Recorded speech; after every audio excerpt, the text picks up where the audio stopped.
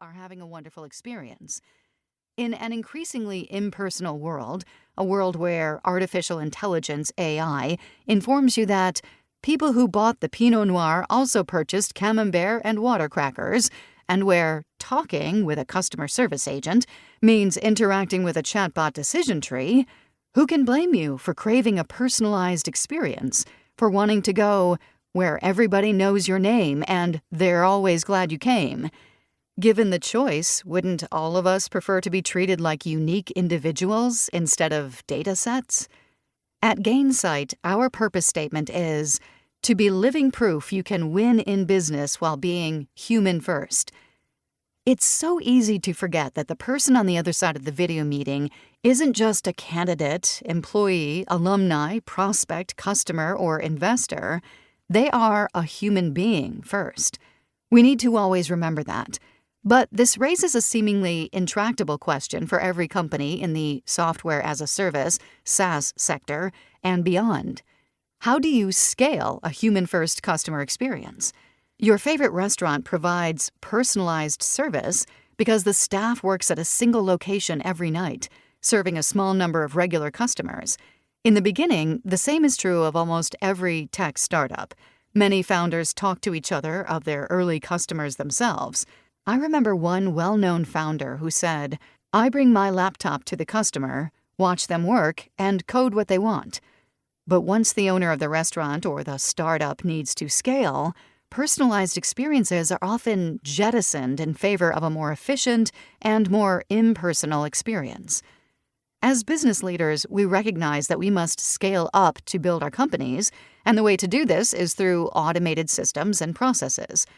But must we also lose the human touch? Can't we find ways to efficiently scale without treating our customers like fungible cogs? Can we find ways to enhance the customer experience via automation? The human versus digital dilemma. In the case of the restaurant, the answer is a qualified yes.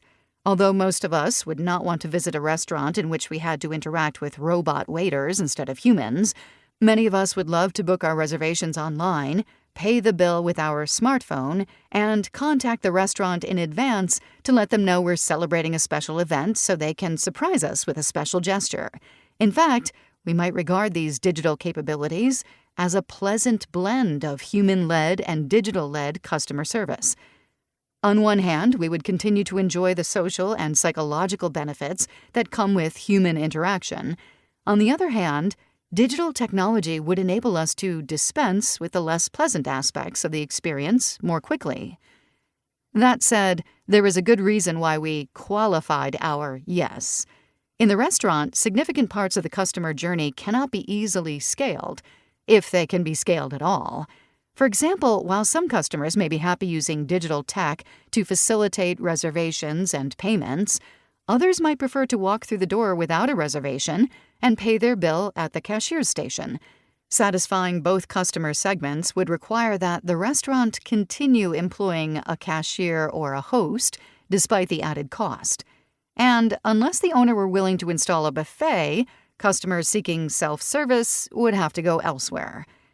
Why are we talking about restaurants in a book about customer success? It's because the restaurant is a good analogy for the dilemma that many SaaS companies and customer success CS organizations are struggling to resolve: how to deliver more efficiently and at scale a human-first customer experience using digital means. Informed by the speed, convenience, and seamlessness of their transactions with business-to-consumer B2C e-commerce retailers such as Amazon and Spotify, business-to-business B2B customers are increasingly demanding a speedier, more seamless, and more personalized experience when they purchase products and services from companies like yours. But however much you may want to fulfill your customers' wishes for the B2C experience, achieving that goal is easier said than done.